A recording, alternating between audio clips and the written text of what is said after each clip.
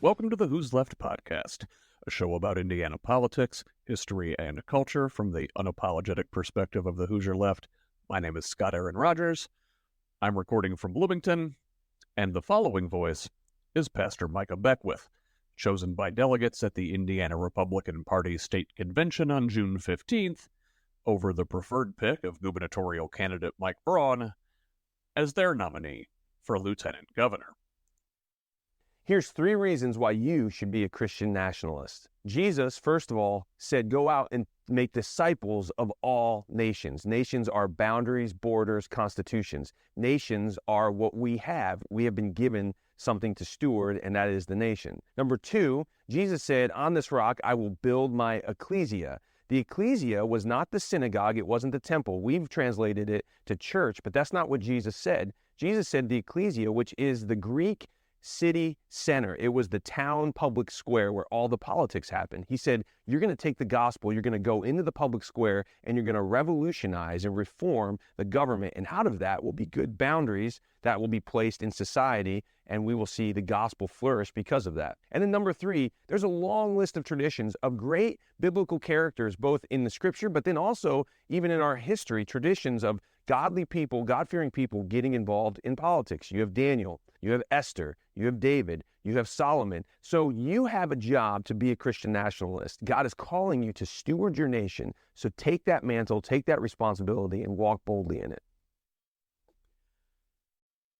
This is both bad theology and bad history. But never mind those pesky details. Beckwith has a $1 million smile, an indefatigable drive for celebrity, and a preternatural gift for bullshit. Here's his biography from the indispensable election information site Ballotpedia. Well, Micah Beckwith was born in Hillsdale, Michigan. He earned a bachelor's degree in business and economics from Huntington College in 2005. His career experience includes teaching a high school constitutional literacy class for a Christian school in Carmel. He also co-hosts the podcast Jesus, Sex, and Politics with Pastor Nathan Peternell. He has served as the keynote speaker for several not-for-profit and community groups and has spent time advocating for healthcare freedom around the state. He has also worked as CEO at Sing Love Ministries, Inc., as a worship pastor at Northview Church and White River Christian Church, as a co-owner of Attaboy LLC, and as a franchisee with Embroid-Me. End quote. Beckwith now leads his own congregation as the head pastor at Life Church's Noblesville campus. Life Church is an affiliate of the Pentecostal Assemblies of God Network. So, Beckwith grew up in the shadow of Hillsdale College, the Harvard of far-right Christian indoctrination, and first came to the attention of the Hoosier public in 2020, running for Congress in Indiana's 5th District.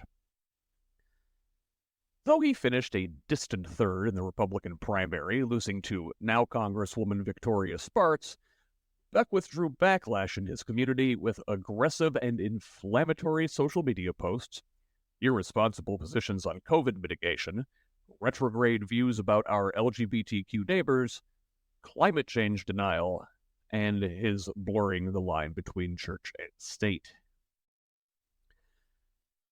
After the 2020 election, Beckwith joined the chorus of Trump sycophants claiming widespread election fraud, which, as we all know, culminated in the attempted insurrection of January 6, 2021. The following day, our guy Micah took to social media with the following message. People are disgusted by what they saw, and a lot of people are, freaking out over what they saw. And I can totally understand that. But I was in prayer this morning. We're doing a 21 days of prayer at Life Church. And you know what the Lord told me? He said, Micah, he said, I sent those riots to Washington. He said, what you saw yesterday was my hand at work. That's right. Beckwith, claims to receive communication directly from God, and that the creator of heaven and earth endorsed the attempted overthrow of the duly elected government of the United States of America. No explanation is given as to how the all-knowing, all-powerful ruler of the universe couldn't quite pull off the coup. Micah was active throughout 2021 fighting to keep COVID spreading like wildfire in Indiana, leading anti-vaccine rallies, calling mask mandates a demonic assault trying to cover up both physically and spiritually the voice of God's people. And writing over 4,500 religious exemptions for Hoosiers who refused the life-saving jab. In late 2021 and early 22, Beckwith turned his attention to the manufactured parents' rights movement, joining with the Hitler-quoting extremist group Moms for Liberty to rail against diversity, equity, and inclusion programs in schools and to remove so-called obscene material that might groom their children for deviant lifestyles from public libraries, leading to his backdoor appointment to the Hamilton East Public Library Board by far-right political allies on the county council in September of 2022. The false prophet and his political allies spent the next year throwing the library into chaos. A witch hunt for quote-unquote objectionable content in the teen section led to thousands of mostly innocuous titles being banished, including Hoosier author John Green's YA romance tearjerker, The Fault in Our Stars. The Nazi-esque policy brought the community attention, embarrassment, and a $300,000 bill.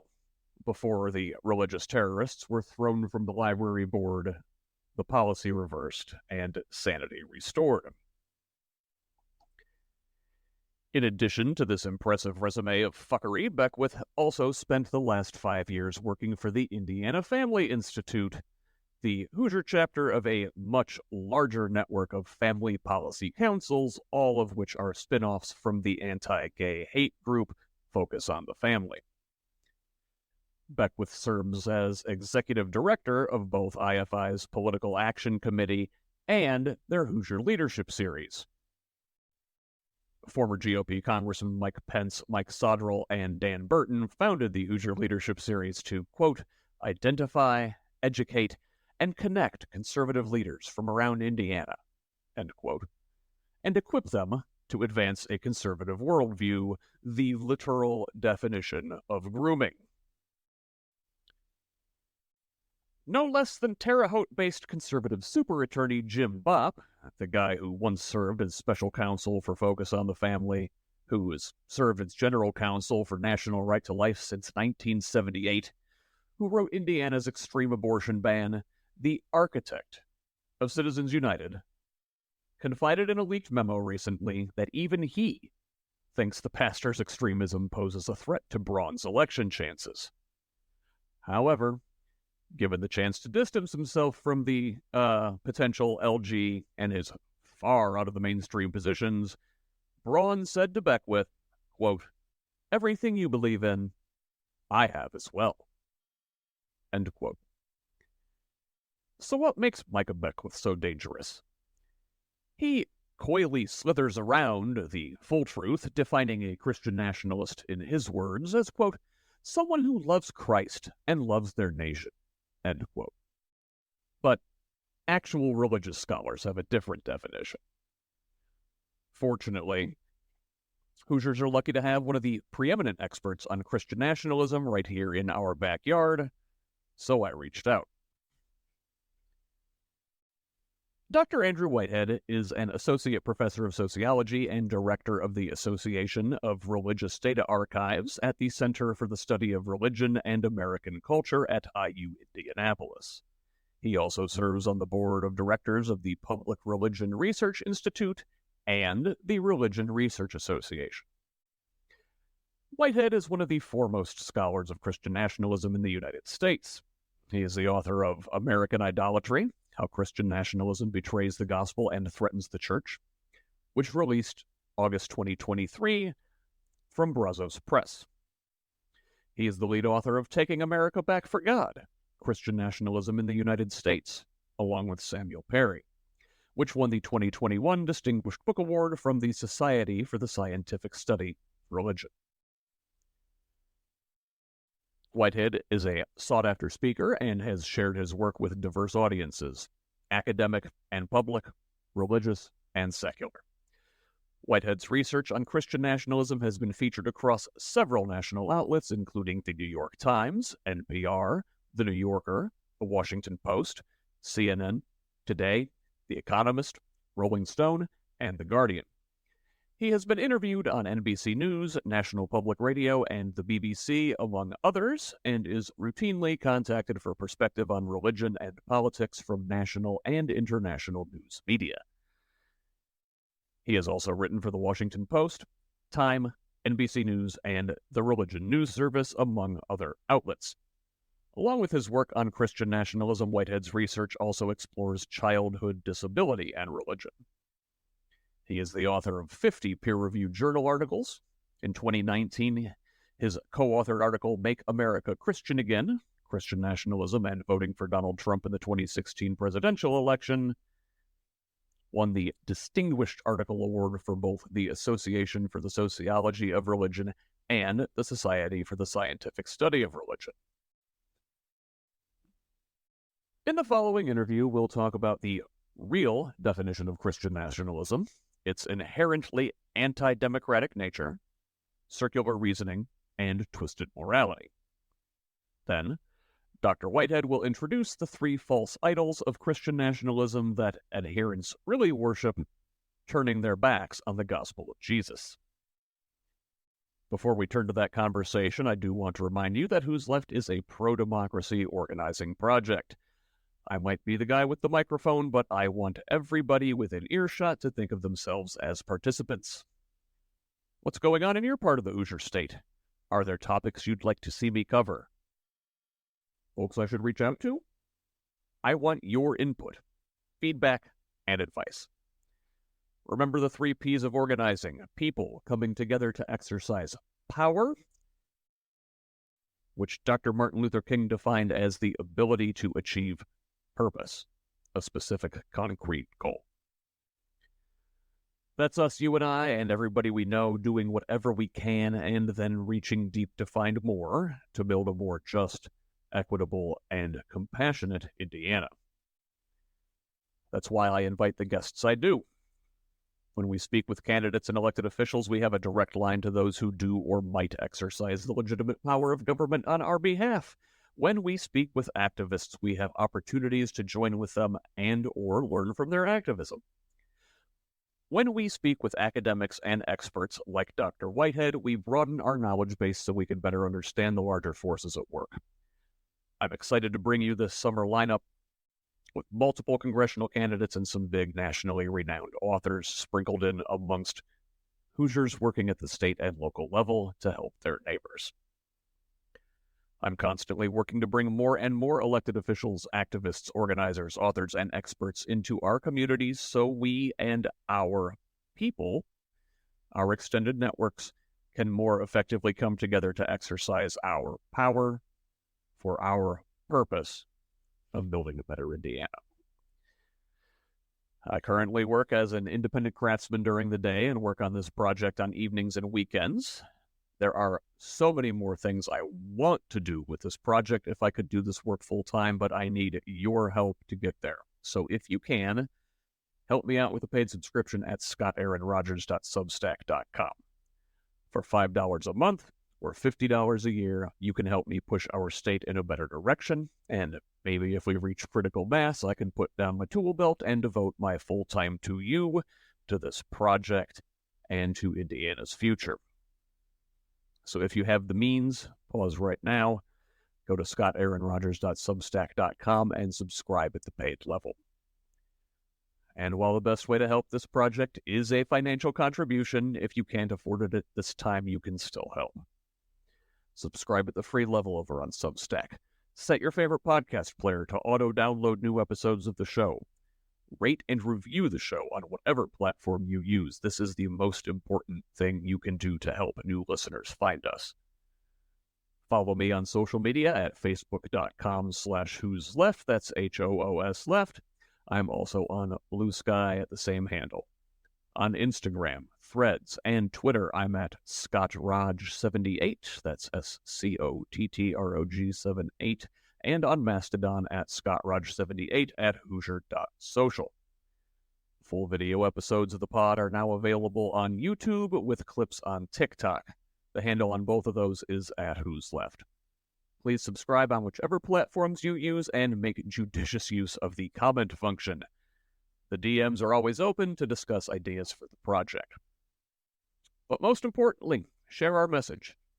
Forward the articles to friends, family, and colleagues. Don't just like, but share on social media. Invite others to this community of the Indiana left. Nobody is coming to save us. We've got to do it ourselves. To those who have joined already, especially those paid subscribers, thank you so much. I truly am honored and humbled. And to everybody, thanks for listening. Now, here's my interview with Dr. Andrew Whitehead. Dr. Andrew Whitehead, thank you so much for joining the Who's Left podcast. Yeah, good to be here with you. You had your own podcast series come out last year, American Idols. I was disappointed to find out that was not about Carrie Underwood, Kelly Clarkson, and Adam Lambert. Yeah, totally. Yeah, if you Google, it's going to be one of the two, probably. Yeah, so I listened to the whole episode, or the whole series twice to kind of prepare for this, and before you even define Christian nationalism, which was the topic of your podcast, you introduce a concept called plausibility structures, and I think this is important. Can you explain this? Yeah, definitely. So, in sociology, and especially the sociology of religion, one of the things we're trying to do is understand how and why folks believe what they believe and how that takes place, how that can transition, especially within changes to culture over time. So Peter Berger was a sociologist writing in the 60s and 70s, and he was trying to understand, and there were many of folks trying to understand this, is as cultures modernize, does religion disappear or does it continue on? And plausibility structures as a concept, is useful for anything, but especially for religion, with this idea that as people come into contact with other people who believe differently than them, what happens to how they see the world, right? Their different worldviews. So plausibility structures, he defines as the social networks that provide support for meaning and belief systems. So you can imagine yourself as kind of right in the middle of this large web, and everybody you're connected to by these little threads and strands. So the people that you know really well are closer to you in that network. The connective strands are really big. Acquaintances are further out. People that you maybe don't know very well at all further away. And those threads are thinner. So as you grow up and you start to see the world in a particular way, it's due to the people around us and what they believe, especially those that are near us. So those thick connective strands really provide strong support for seeing the world in a particular way. But as you come into contact with people further away even, who might think differently than you have to start to reevaluate and question and think through why you believe what you believe.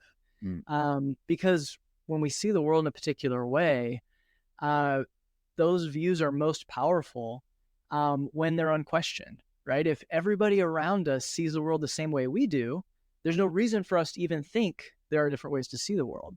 But if you come into contact with folks near you, those thick connective strands who maybe see the world differently, and you trust them and know them and maybe even love them, then you really do have to reevaluate, well, if I believe, X and they believe Y, which is right, which is wrong. And so as we're thinking about religion, it helps us, think through when people come into more diverse networks and start to have these trusted friends and colleagues or acquaintances who maybe see the world differently, they have to reevaluate that. And so that changes how we see the world, the way that we hold our beliefs, all of those change. So plausibility structures, I think, are really useful in understanding Christian nationalism, understanding religion in the modern world, really any ideology that you're thinking about. I think it helps explain and show, how people hold those views and why perhaps they hold them so tightly or hold them in a different way. So if you think about, say, Christian nationalist communities, maybe that's within one church or in a larger group or whatever, it sounds like there's a really like tight web for people in that group, you would say, and they sort of only know other people who have the same beliefs, or very few people who have different beliefs. Is that kind of okay? So, well, let's talk about the qualities of Christian nationalism, and you add another word to that in the series. You say white Christian nationalism, and there's like 4 major components. Can you talk about those a little bit? Yeah, definitely. So when we're talking about Christian nationalism, this is based off empirical research that we've done on surveys of the American public, and so Christian nationalism is what we see as a cultural framework that desires a close fusion of a particular expression of Christianity with American civic life. So the key term is that particular expression of Christianity. It isn't just any expression, because there are many different expressions in the US or even in Indiana. But this one particular type, and it wants the government to vigorously defend and preserve this cultural framework as central to American civic life. And so what that means is that when we're talking about the Christian of Christian nationalism, it isn't just these historic Christian beliefs like the divinity of Jesus or the Trinity or heaven or hell or things like that, although that's a part of it. It also contains this what I like to call extracultural baggage, right? So when the term Christian is being used, yes, it's historic Christian beliefs, but it's also these other things. And what are these other elements? Well, like you said, there's 4 that we see. Primary elements. So one is this desire for traditionalist social hierarchies structuring American society. So this is where men lead, women support and follow, heterosexual families are the ideal with a mom, a dad, and kids. And anybody or any family that doesn't quite align with that desire aren't seen as truly American, or they're kind of denied easy access to the benefits of being a citizen. So that's one element. Another element is a comfort with authoritarian social control. So it sees the world as a chaotic place, and we need strong rules and we need strong rulers to come in and enact order, especially around those traditionalist social hierarchies. And so that's another cultural element. Then we also see ethno-racial boundaries around American identity. So it generally is assumed that white Anglo-Protestant people are more truly American than anyone else. It doesn't mean that other folks can't live here, but historically this country was created by and for these people. So that's why we talk about it in terms of white Christian nationalism. And then the final aspect is a populism, belief that this country is for people like us, the working man and woman, and that there are elites that are coming to try and steal it away, take it away from us. And so there's this feeling of persecution and victimization that often it opens them up to more conspiratorial thinking, right? That there are shadowy powers that are going to take over, and that we need to return the country back to people like us who it was truly made for. And so again, when we talk about the Christian of Christian nationalism, it includes these cultural elements where race, gender, sexuality, authoritarianism, these are all wrapped up in that. And so folks, when they hear that, that's a part of that worldview, that cultural framework that they want to see guiding the United States. It sounds like there was one word you said in there, and it was order. And that's like a really important, that's kind of the whole shebang right there in one word, is that they feel that God ordered the world in a certain way, right? And that anything outside of that order is deviant and needs to be brought into order. So where do because you do see a lot of people of color in these Christian nationalist communities, where's like a Byron Donalds or a Herschel Walker or like a Anna Paulina Luna fit in? Yeah, no, it's a great question. So the key here is when we're talking about white Christian nationalism, the white doesn't refer to the skin color of the person holding those views. What it's really referring to is whiteness, right? And so whiteness is this idea and this reality that in our society especially, but in others as well, it references the fact that there are particular social groups that have, as a group, easier and more direct access to the many benefits of that society. And so in the U.S., as we look at white Americans as a group, again, not all individual white Americans will have this experience, but when we look at that at the group level, have higher levels of wealth, have lower infant and maternal mortality rates, lower levels of incarceration, higher likelihood of owning their own home, higher levels of education, right? We go down the line. And as a group, white Americans generally do better in the United States than other groups. And so when we're talking about it in those terms, it's a society ordered according to racial lines at the group level. And so Christian nationalism supports, as an ideology, that racialization of society. It supports and perpetuates whiteness, that this is the group that's at the center of our society, has the easiest access to the civil and social rights that the society provides. And so when we look at the group level, we can see that, the ideal American, again, has white skin and is a part of this group. And so for those that hold to Christian nationalism, they can be racial minorities, but we see that holding these views, again, perpetuate the status quo, these state of affairs, where one group generally does better than others according to the color of their skin. And so it isn't that you have to be white to hold these views. You can be a racial minority, but holding these views upholds the structures and perpetuates the society where we see these inequalities play out. I see.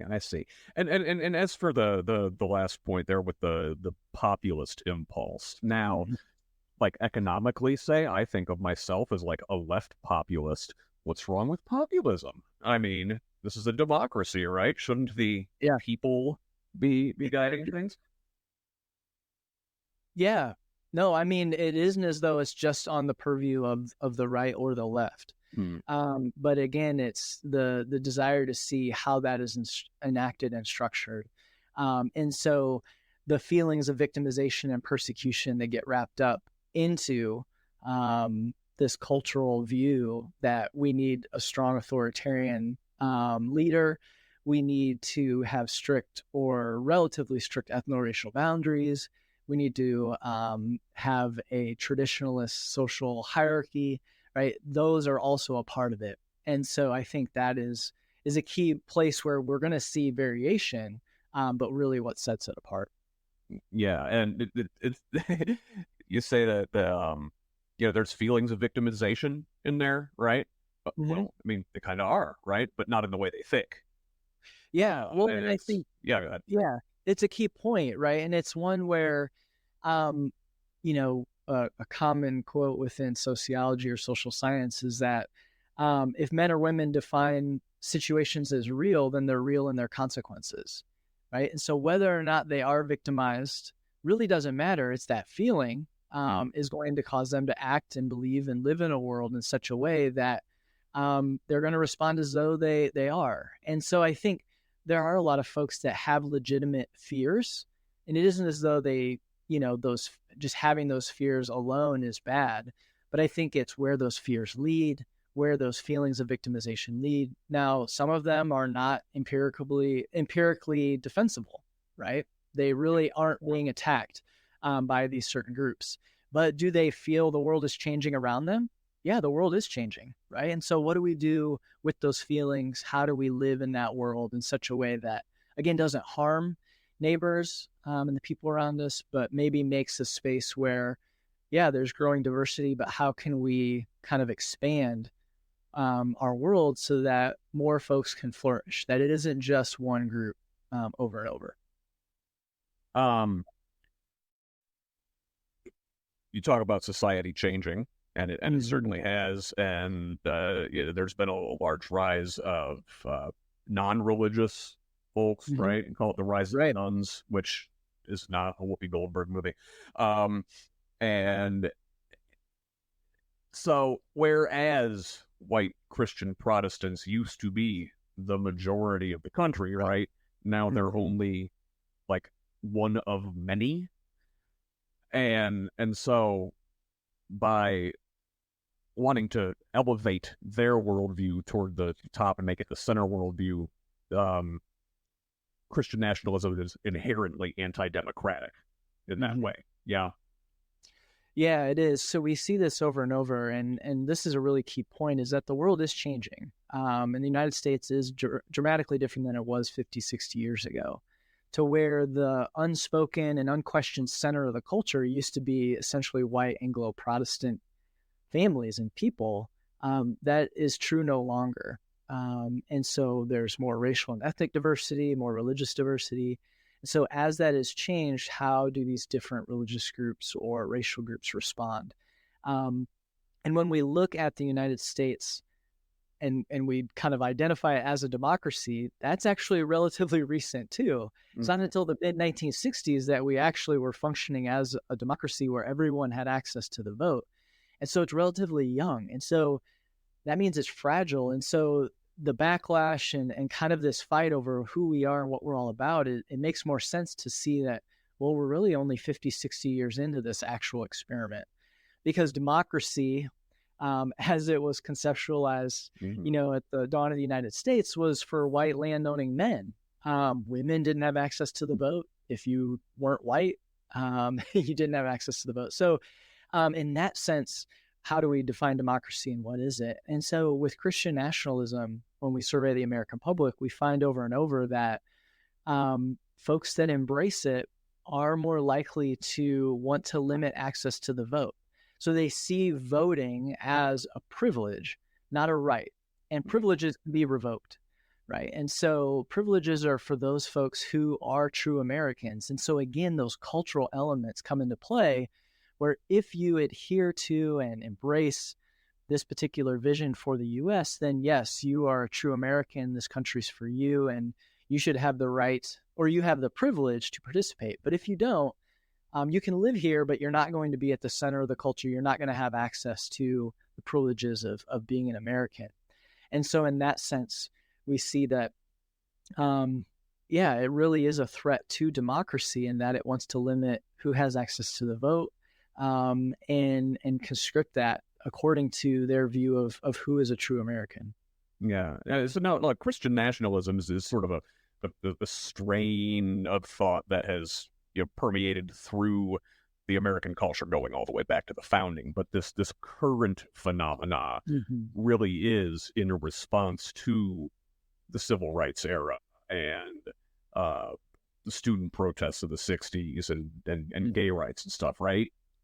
Yeah, no, that's right on. I think the current iteration really is kind of flavored by the rise of the religious right and moral majority in the 70s and 80s, which was in response to, as you point out, the cultural upheaval of the 1960s. So racial and ethnic movements, right, with the civil rights movement, gender, sexuality, all of those kind of upheavals of the 60s, they were in responding to. And so we see that thread playing through. Now, of course, the religious right, moral majority, they're built on a foundation, going back to the 50s with Billy Graham and the Red Scare. And then that's built going back to the 20s and the New Deal and fears of socialism and all these things. And so it does go back even before the founding of the U.S.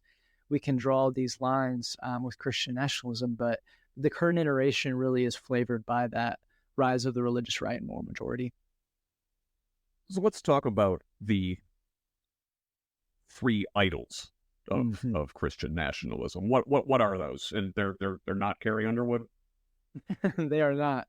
Okay. So the three idols of Christian nationalism that I define in my my new book, American Idolatry, is the first is power. So power is the ability to get others to do what you would want them to do despite their resistance. And so the focus with Christian nationalism on power is self-interested power. It's the desire to be able to get others to do what you want to benefit us, quote unquote, the in-group. And so it isn't as though Christians should just have nothing to do with power. In fact, I argue that Christians operating in their social world have to use power, but it's power to what ends and to whose benefit. And with Christian nationalism, the idol is a self-interested power. It's to defend and preserve our rights, our privileges, who we are, right? So another common kind of quip within sociology and social science is that equality feels like discrimination if you're accustomed to privilege. So again, with this group, they desire privilege, to be at the forefront, to have the head seat at the table. And so that's the power that we're talking about. Now, when you have that power, and it is power to be privileged, the common and constant fear is that it'll be taken away. And so fear is the other idol, because what we find politically is that, well, politically and socially, fear is such a powerful tool to motivate people. So if you want to get people to do what you want them to do, you just need to make them afraid of an outcome, right? And so again, with power, this is being stolen from you. It's being taken away. You are no longer be able to live, to worship, to work, to do whatever, if you don't do X, Y, and Z. And so fear is this idol of Christian nationalism, in that these are the groups you should be afraid of. This is what you should be afraid of. So now you need to do what needs to be done to preserve your access to power. And because the quickest way to know who we are is to know who we're not, to define the outgroup. And we need to fear and feel threatened by the outgroup. Now, when you're focused on defending self-interested power, you're creating this sense of threat and fear of an outgroup who's going to take it from you. Historically, we see over and over the natural outcome is violence. And this is the third idol, because violence is useful to get to your desired end by any means necessary. And if it means, again, to enact violence on an outgroup, then so be it. And so within kind of this context of, talking to Christians about how to live in a pluralistic democratic society, violence is a way of kind of taking God or God's power or how God might work out of the equation, right? You just need to go and get done what needs to be done. And so violence is that third idol that helps assuage the fear that is built on this fear of losing access to privileged power.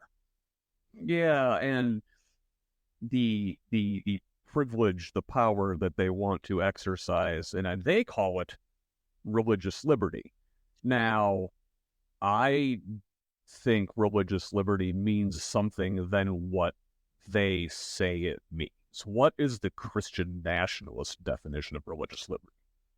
Yeah, so generally religious liberty in those terms means that I should be able to bring my personal faith and the dictates of my faith to bear on everyone else's life around me in the public sphere, right? And so it isn't as though a lot of times religious liberty is identified as the government shouldn't tell you how to worship, and then two, you should have the to worship as you want and wish, and that it shouldn't limit you from, again, participating in civil life. But this is that I should be able to bring, again, these personal beliefs and dictates into my into the civil sphere to affect how others live and work and all those things. Now, there's always going to be gray area. There's always going to be difficulties with this. But again, this idea of religious liberty is that we should be able to demand that everyone else live according to our religious dictates without any repercussions on ourselves. And so, again, it kind of creates this fear that other groups are going to do the same thing, right? So when folks who are secular are like, hey, maybe we shouldn't demand that kids have to pray before a high school football game on Friday, folks who want that to be the case maybe are fearing that, well, now we won't be able to. No, you still can. But it maybe shouldn't be that you demand others do it. And so this is where that back and forth kind of begins and where it gets difficult. But that's generally how they're twisting the meaning of religious liberty. Yeah, and you mentioned this inverted golden rule that they sort of used to do this. What's this little trick? Yeah, so it's, do unto others what you fear they might do unto you. And so it's this idea. That's not what Jesus said, is it? No, it's not. So it's this idea that, hey, they're coming to take away all your rights, and to ensure that you can't live and worship as you in private as you want to, or whatever else. And so that's what they fear. And so they will try to essentially do that to other groups, to say you can't live, worship, or not worship how you want, but we need to order society according to the way that we view it. And so, yeah, that's the difficulty, because in a pluralistic democratic society, it isn't as though they shouldn't be able to bring, or act in the social world according to their religious beliefs. They should be able to vote in those ways.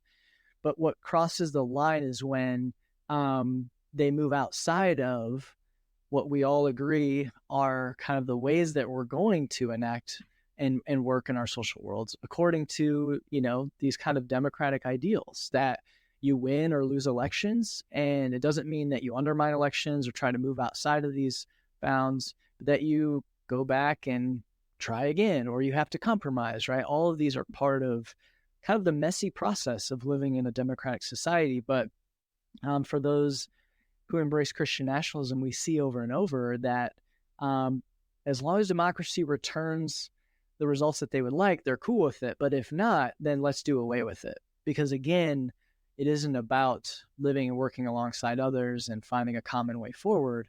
And being motivated by your faith to do so. Again, they should be able to do that. But when they set aside the norms of democracy in order to enact it via essentially fiat, that's where the problem comes in, at least for democracy. Yeah. What does this look like in practice in Indiana in 2024? Yeah, so I think, there's a number of folks and groups that we see operating here that, we'll talk about the fact that, hey, we're a Christian nation. And I think these are some of the things that you can look and listen for, right? Is when folks are saying, well, we just need to listen to the Bible, right? And we have a biblical worldview, and that's what guides us. So when people reference the Bible or this biblical worldview, that's carrying with it a lot of unspoken assumptions, right? So we really need to be like, well, what does that mean? What is this biblical worldview? And generally, the folks that are saying that, are aligning with this Christian nationalism cultural framework where, again, a very traditional view of gender, sexuality, and how society should be ordered, or who has power and the right to have power, all those things. And so you'll see groups and people kind of reference this when they're talking in terms of this is a Christian nation. We need to get back to that. Those are terms you're going to hear. And again, they're referencing this cultural framework of seeing the world in a very particular way and how this world should be structured. And again, how that particular structure should be defended or enacted. And so that's where I think citizens that are listening and watching need to speak up, especially if they're Christians, to say, hey, I'm a Christian as well, but that doesn't mean that we need to ban these books, right, in the library. Like, your kids don't have to read them, but doesn't mean no child shouldn't have access to, right? Or I'm a Christian as well, but it doesn't mean that, we need to, come against a certain teacher or whoever for this, that we need to be able to work and live alongside folks with other views. We shouldn't make it harder for religious minorities or secular Americans to feel comfortable and at home and at peace in their communities. I think those are all parts of it as well. Yeah, and you see it in libraries, you see it in school boards, you see it in the stadium. Mm-hmm. Right. I know you've got to run. I would love to pick your brain all afternoon, but give us like one big takeaway here before you go. What did we miss? Yeah, well, I think, right now in the current state of affairs, I think learning about what Christian nationalism is and what it isn't is important to understanding a lot of what is animating what we see happening around us. But with that, I think the key is for citizens, Americans, to get involved at the local level, because again, there are folks that want to limit access to the democratic process for groups that generally have been on the outside. And so I think those of us who maybe have had an easier time accessing the political process need to make sure that other groups that maybe are forced to the outside have access as well. I think that's a really key part, just to ensure that we do have a pluralistic democratic society. We need to be aware of those things in this current election and then moving forward, because I think that's generally how a lot of this plays out, is that to the degree that they can limit who has access to the process, it's easier to ensure that their side will win. When, for me, I'm more interested in a place, living in a state and in communities where everyone feels they have a say. Now, I'm not going to agree with everyone on the right or the left, but we should all be able to have a say and hopefully learn to compromise and find a way forward so that everyone can flourish. So I think that's a key kind of takeaway and hopefully call to action for the rest of this year leading into November. So those of us who have some privilege need to use it to support the less fortunate. Yeah, I think so. How very Christ-like. That's what I'm thinking. Very good. I know you got to run, so I'm going to let you do that. Dr. Andrew Whitehead, thank you so much for joining me here today. Yeah, it's been really good to be with you. Thank you. I appreciate it very much.